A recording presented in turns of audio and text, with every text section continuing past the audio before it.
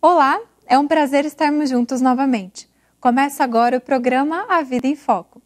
Todos temos muitas perguntas. O Espiritismo tem respostas para os desafios da existência humana. Nosso programa de hoje fará reflexões acerca de temas do cotidiano que podem ajudar a viver melhor. Essa é uma das grandes contribuições do Espiritismo para você.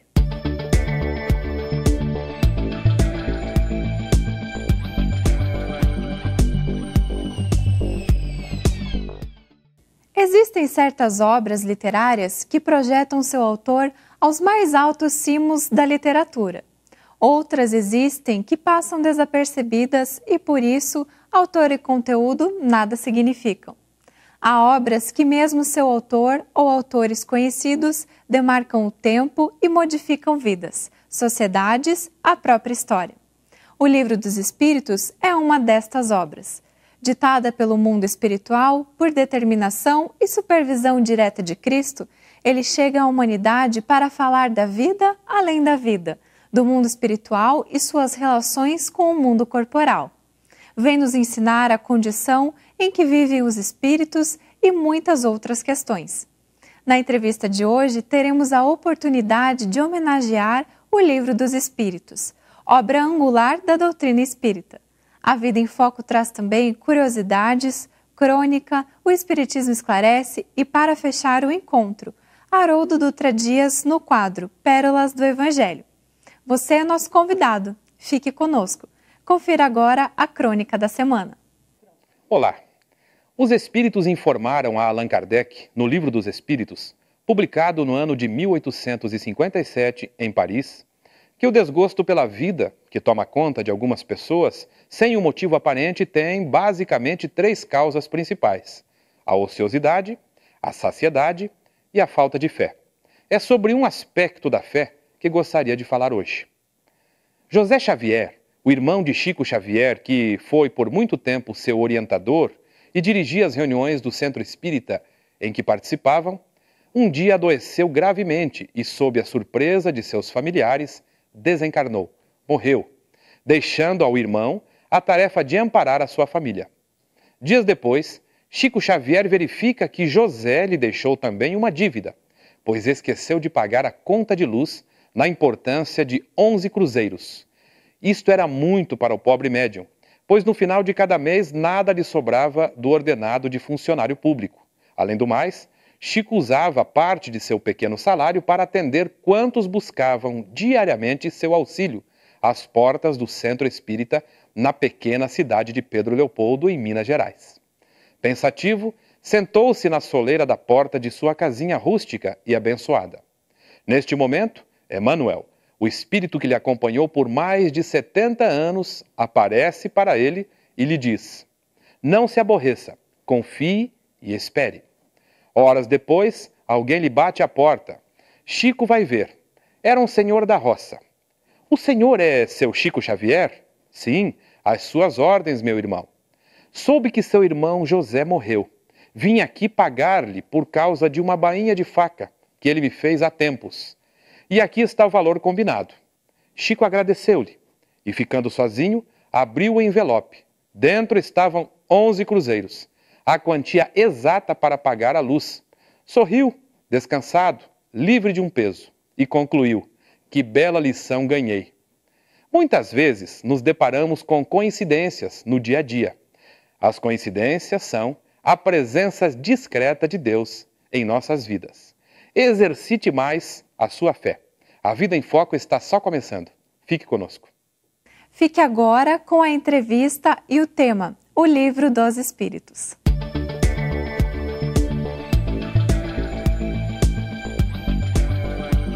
Olá, começa agora a nossa entrevista, o nosso bate-papo. É muito bom estarmos juntos, porque a sociedade tem muitas perguntas e o Espiritismo tem as respostas profundas para os diversos desafios e enigmas da existência humana.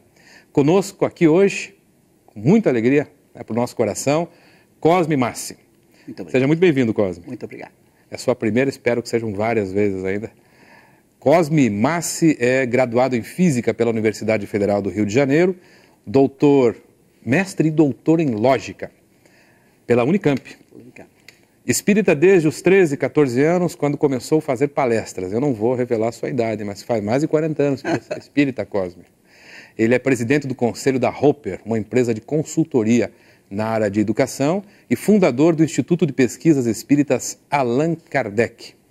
E o site do Instituto de Pesquisas é IPAK, Instituto de Pesquisas Allan Kardec.com.br ou .org? .com.br. Então, ipak.com.br.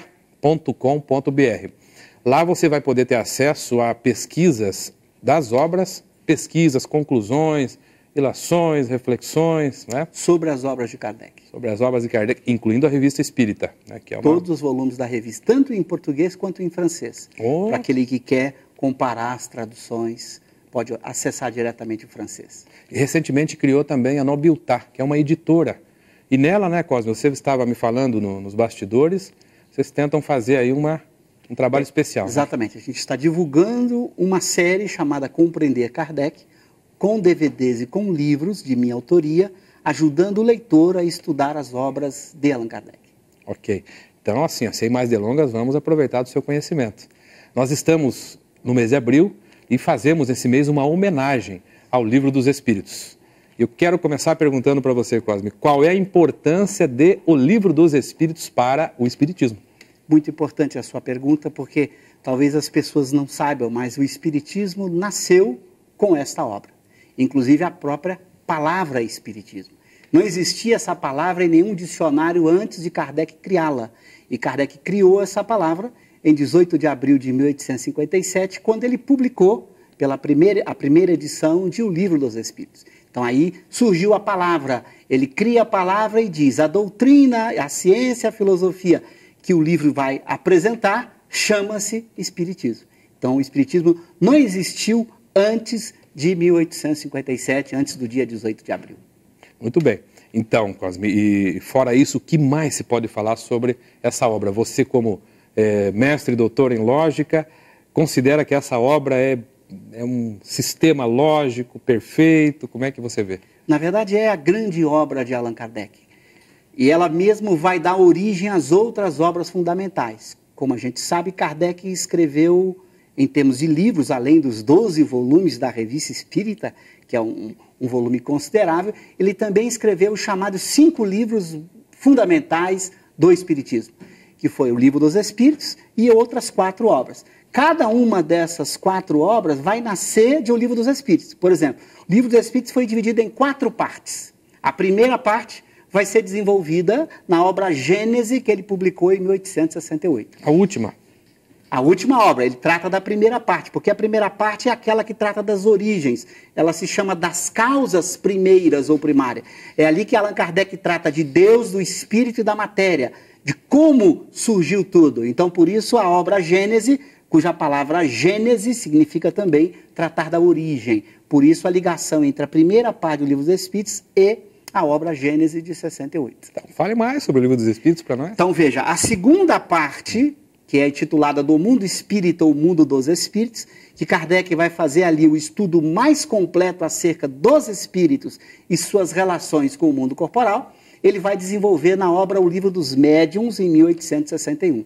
A terceira parte, titulada Das Leis Morais, vai ser desenvolvida no Evangelho segundo o Espiritismo, em 1864. E a quarta e última parte do Livro dos Espíritos, chamada Das Esperanças e Consolações, vai ser desenvolvida na obra O Céu e o Inferno, em 1865. Quer dizer, Kardec, quando lança o Livro dos Espíritos em sua segunda edição definitiva, que foi a de março de 1860, então isso é muito importante, o livro que estudamos hoje não é o livro de 57, é o livro de março de 60. Só para você ter uma ideia da diferença, o livro de 57 tinha 501 itens, o livro de março de 60 tem 1018, é mais que o dobro de itens. Esta obra, quando foi criada em 1860, Kardec já sabia que ia precisar escrever mais 4 livros. Então, ele já tinha de início o seu projeto já traçado. Tanto é que na Revista Espírita, de final de 59, ele vai dizer que ele precisará de 10 anos para completar o trabalho. Exatamente os 10 anos que ele dura para completar o trabalho, já que ele morre em março de 69. Olha que coisa maravilhosa, hein, Cosme? E, assim, eu havia perguntado para você se você considera o Livro dos Espíritos, você é doutor em lógica, né? Se você acha que ele tem uma lógica consistente, forte mesmo? Olha, é atacável essa obra, desse ponto de vista? Veja, é uma obra difícil de você encontrar igual na história do pensamento humano. Porque Kardec tinha uma habilidade muito rara de escrever para quem tem pouco conhecimento intelectual e também para aquele que detém muito conhecimento intelectual. Então é uma obra que é escrita para o leigo, ao mesmo tempo para o cientista, o filósofo mais exigente.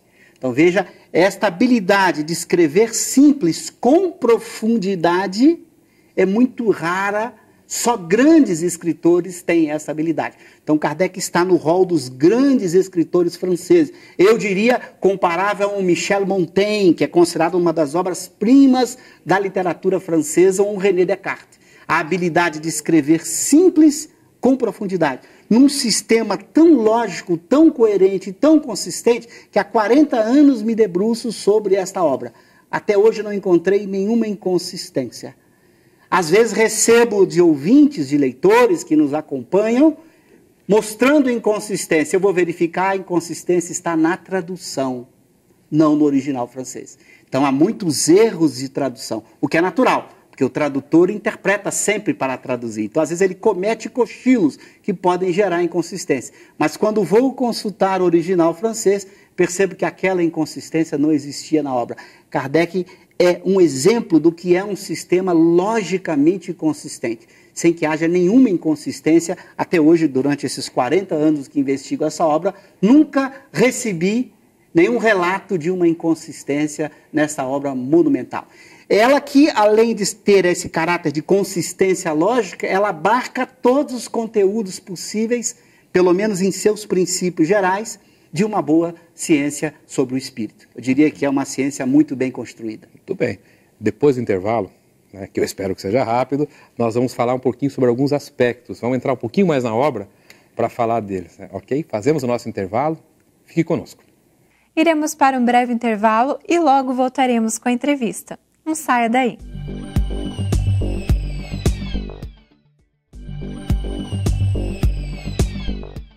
Você está assistindo o programa Vida em Foco. Retornamos agora com a segunda parte da entrevista com o tema O Livro dos Espíritos. Estamos de volta. Estava ansioso, ainda bem que o intervalo foi rápido, né? Cosme, você disse em dado momento que a obra, né, O Livro dos Espíritos, contempla todas as questões do espírito. Isso me deixou intrigado. Então, fale mais sobre isso. É verdade. Acho que talvez uma metáfora, um exemplo metafórico pudesse ajudar. Imagina, Márcio, que você resida ou se locomova entre duas cidades, Campo Largo e Curitiba. Imagina que o seu universo está restrito a isso. Você, Márcio, Campo Largo e Curitiba. Como é que eu poderia achar você? Em que situações possíveis eu poderia encontrar o Márcio? Vamos imaginar. Primeiro eu poderia encontrar o Márcio em trânsito. Você indo de Curitiba para Campo Largo, ou voltando, vindo de Campo Largo para Curitiba. Então eu conseguiria primeiro te encontrá-lo transitando de uma cidade para outra. Isso é uma situação possível. Uma outra situação possível é você, Márcio, estar aqui em Curitiba, vivendo, trabalhando, se relacionando aqui. Uma outra situação possível por simetria era você estar lá em Campo Largo, vivendo em Campo Largo, interagindo, trabalhando em Campo Largo. Então você pode achar que eu já esgotei todas as situações. Você está em trânsito ou você está vivendo nas duas? Não, mas tem mais duas ainda. Você pode estar aqui em Curitiba, pega o seu telefone celular ou a sua internet e conversa com alguém lá de Campo Largo. Ou o contrário, você está lá em Campo Largo, pega o seu telefone ou usa a internet e conversa com alguém de Curitiba. Veja que eu posso achar você em 6 situações possíveis se eu imaginar que só tenho você, Márcio, nessas duas cidades. Fora que eu posso ligar Curitiba. Em trânsito ainda, né? Poderia. Você pode ligar em trânsito. Mas essas 6 combinadas entre si permitem saber tudo sobre você. Ou você está vivendo aqui, ou você está vivendo lá, ou você está em trânsito, ou você está se comunicando de uma para outra. Isso Kardec faz pegando agora o espírito no lugar do Márcio, mundo espiritual no lugar de Curitiba, mundo corporal no lugar de Campo Largo, e você vai ter todos os fenômenos sobre o espírito. Ou o espírito está transitando de um mundo por outro, ou o espírito está vivendo isoladamente nesses dois mundos, ou o espírito está num mundo interferindo com o outro. Eu vou te interromper para perguntar, alguém já fez isso antes na história da humanidade? Não, ninguém. Quer dizer, o Kardec pensou um modelo que dá conta de todo o fenômeno. Se você me disser assim, tal fenômeno vai ser um desses 6 casos que eu coloquei aqui. Ou seja, Kardec foi tão lúcido na sua lógica que, do ponto de vista matemático, se você pensar em 2 mundos e um ser que possa transitar, as 6 possibilidades estão aqui. Matematicamente não é possível uma outra. E são essas 6 possibilidades que ele trata no Livro dos Espíritos. Por isso que eu digo que qualquer fenômeno, em princípio, já está previsto nessa obra e as bases deles estão ali. O que você vai ter que, obviamente, outras obras desenvolver, aprimorar, aperfeiçoar as ideias que ali estão colocadas em princípio, em germe. Então é uma obra, do ponto de vista lógico, completa. Nada falta sobre o estudo do espírito e suas relações nesses 2 mundos. Eu que sou ignorante total desse assunto, né? Assim, cite um exemplo de ele estando no mundo espiritual. O que Kardec trouxe de novidade dessa vida, né, espiritual? Veja, se o espírito pode viver lá, Kardec vai descrever como ele vive lá. Como é que ele tem suas percepções? Ele tem percepções? Ele enxerga? Ele vê coisas? Sente saudade? Sente saudade? Como é que se dá a sua vida psicológica? Como dá a sua vida de relação? Então tem um capítulo chamado Da Vida Espírita, em O Livro dos Espíritos, que trata do espírito vivendo no mundo espiritual. Como é que ele percebe, como ele se locomove, quais as faculdades que ele tem, como ele interage entre si, eles interagem entre si, ou seja, a vida no plano espiritual é descrita no capítulo da vida espírita. E como é que ele obteve essas informações e teve certeza de que essas informações são as mais corretas? E esse é um ponto importante. Tudo isso feito com apoio na experiência. Kardec interrogava os espíritos para perguntar como era a vida e fazia as análises de consistência das diversas respostas, procurando ouvir diversos espíritos diferentes, por diversos médios diferentes, que desconheciam o que estava acontecendo com o outro. Então ele teve um controle experimental da melhor forma possível, selecionando aquilo que era coerente, aquilo que era consistente, a partir daquilo que ele recebia de vários grupos espíritas em vários momentos diferentes. Então, é uma ciência que nasce da experiência da mediunidade a partir da análise racional, do pensamento racional. Então ele combina muito bem a lógica, o raciocínio com o dado experimental que vem a partir da mediunidade. Então não é uma especulação. Eu não fico imaginando como os espíritos vivem no mundo espiritual. Eu pergunto para eles, e mesmo a pergunta para eles, eu checo com outras questões que eu já sei serem corretas. Então eu vou checando, fazendo um processo de análise comparativa para deixar a essência daquilo que nos parece mais verdadeiro. Assim ele fez a ciência espírita, sempre apoiada na experiência, com o raciocínio, com o argumento, com a razão. Como é que se faz com qualquer boa ciência experimental. E qual foi o objetivo dessa obra? Vamos pensar no contexto em que vivíamos, né? Talvez a civilização estivesse estorcegando, estertorando por conta do materialismo, do egoísmo, da ausência de esperança. Essa obra chega num momento importante, no contexto no século XIX, agitadíssimo, né? Grandes revoluções do pensamento. E qual foi o objetivo? De quem foi a iniciativa? Claro, muito boa questão, mas eu vou contar um objetivo. Tem 2 caminhos de falar objetivo, mas eu vou preferir citar um que está na pergunta 919, item A, de O Livro dos Espíritos, que todo mundo pode ler em casa. Porque essa pergunta termina com uma frase de Santo Agostinho que ele diz assim: com este objetivo é que editamos o Livro dos Espíritos. Então ele responde exatamente a sua pergunta. O Espírito Santo Agostinho. Santo Agostinho. Qual foi o objetivo de editar o Livro dos Espíritos? Está lá na pergunta 919. Ele diz que é deixar para a humanidade a certeza, do ponto de vista científico, da sobrevivência da alma. De que nós somos espíritos, nós somos uma alma que não perecemos no corpo. Então, o primeiro ponto fundamental era garantir cientificamente que a morte não existe. O corpo morre. Você, Márcio, que pensa, que sente, que quer, que tem consciência, você permanece após a morte do corpo. Então esse era o primeiro objetivo, garantir cientificamente a sobrevivência da alma.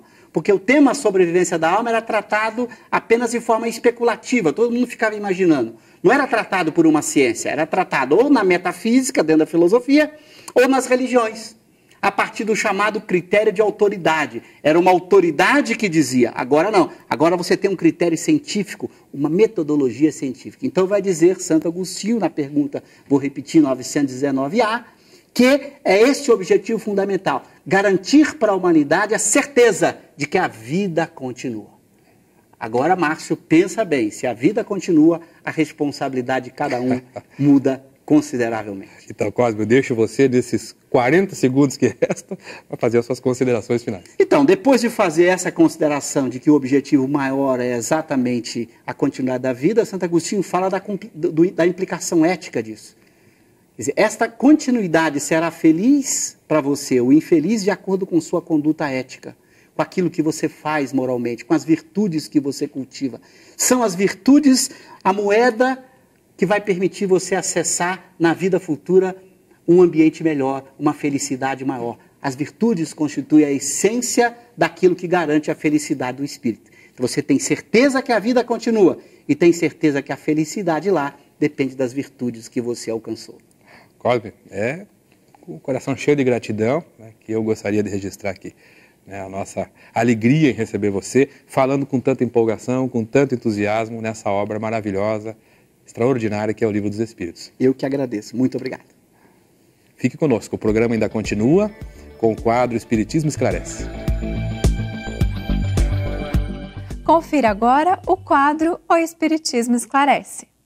No dia 5 de janeiro, foi ao ar uma entrevista nossa a respeito do impacto da oração na saúde das pessoas.